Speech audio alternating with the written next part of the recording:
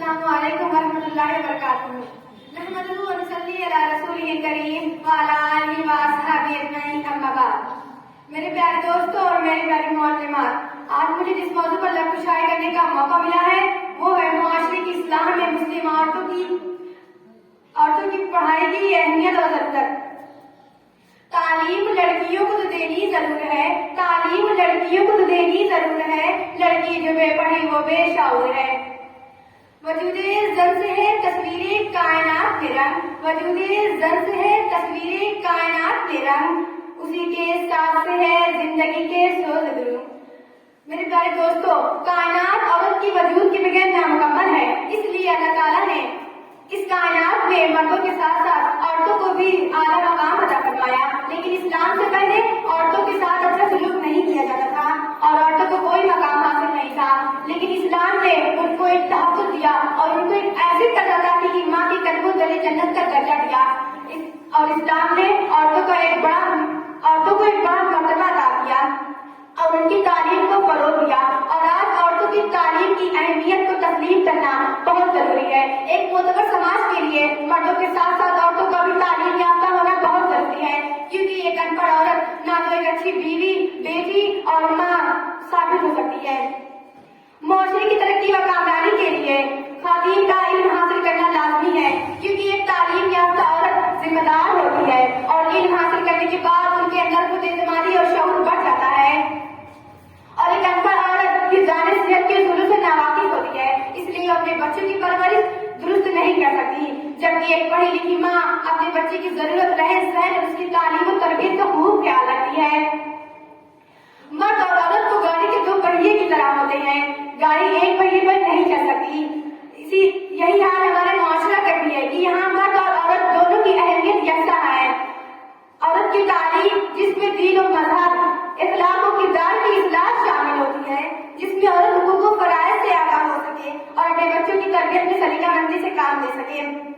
پرانے زمانے میں عورتوں کی تعلیم پر زیادہ زور نہیں دیا جاتا تھا، لیکن جیسے جیسے زمانہ بدلتا گیا ویسے عورتوں کی تعلیم پر زور دیا جانے لگا، کیونکہ عورت ہی اپنے بچوں کی پہلی درسگاہ ہوتی ہے۔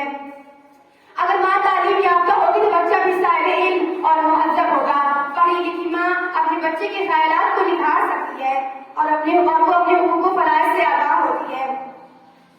عورت اپنے خاندان کی معاشی حالت کو سدھارنے میں مددگار ہوتی ہے اور بچہ تہذیب یافتہ ماحول ڈھل کر مدرسہ جاتا ہے، اور تعلیم یافتہ عورت ملک کی ترقی میں کافی مددگار ثابت ہوتی ہے۔ عورت کسی بھی رشتے میں آنے سے پہلے ایک آزاد شہری ہے، جسے اپنے خواہش کے مطابق تعلیم حاصل کرنے کا حق ہے تاکہ وہ اپنے شعبے کے مطابق اپنے پسندیدہ شعبے کے مطابق کام کر سکے۔ تعلیم خواتین کو اپنے پیروں پر کھڑا ہونے اور خود پر انحصار کرنے میں مدد کرتی ہے، اور نہ صرف معاشرے میں اس کے معیار کو بلند کرتی ہے بلکہ سماج کی طرز سوچوں کو بھی ختم کرتی ہے۔ تعلیم نسبت کے بغیر ہم ترقی یافتہ سماج کا ساتھ نہیں دے سکتے، اور تعلیم ہی سے ہمارا معاشرہ مہذب، بااخلاق اور باسلیقہ ہوتا ہے۔ اسی لیے اسلام نے مردوں کے ساتھ ساتھ عورتوں کی بھی تعلیم پر زور دیا ہے۔ نیپولین نے کہا، تم مجھے ایک اچھی ماں دو، میں تمہیں ایک اچھی قوم دوں گا، اور ہر کامیاب مرد کے پیچھے ایک عورت کا ہاتھ ہوتا ہے، اور عورت مرد کے شانہ بشانہ چلی ہے۔ مرد کا کام گھر کے معاشرہ کو چلانا ہے، لیکن عورت گھر کے نظام اور اصول خانہ داری اور اپنے بچوں کی صحیح پرورش کرتی ہے۔ کسی کا قول ہے کہ ایک شخص کو تعلیم دینے کا مطلب صرف ایک شخص کو تعلیم دینا ہے، جبکہ ایک عورت کو تعلیم دینے کا مطلب پورے خاندان کو تعلیم دینا ہے۔ ایک تعلیمی نسبت سے ایک اچھے خاندان کی بنیاد ہوتی ہے، اور اگر لڑکیاں تعلیم یافتہ ہوگی تو وہ ملازمت کر کے اپنے گھر کا خرچ اٹھا سکتی ہیں۔ لوگوں کو چاہیے کہ انہیں اپنی بیٹیوں کو تعلیم کی اہمیت و ضرورت و افادیت سے آگاہ کریں اور انہیں ان کے فوائد بتائیں، اور انہیں دینی اور دنیاوی تعلیم کے زیور سے آراستہ کریں، تاکہ ان کی بیٹیاں بھی معاشرے میں اپنی بنیادی حقوق کے لیے لڑ سکیں اور آنے والی نسلیں بھی تعلیم یافتہ ہو کر اپنے پیروں پر کھڑے ہو سکے، کیونکہ تعلیم یافتہ عورت ہی اپنے معاشرے اور اپنے خاندان میں خوشحالی اور تبدیلی لا سکتی ہیں اور ایک نیا معاشرہ تشکیل دے سکتی ہیں، اور عورت ہی سے کائنات میں خوشحالی ہے۔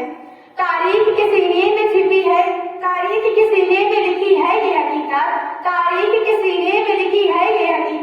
ایک عورت بدل سکتی ہے قوم کی قسمت. واخر دعوانا الحمدللہ رب العالمین.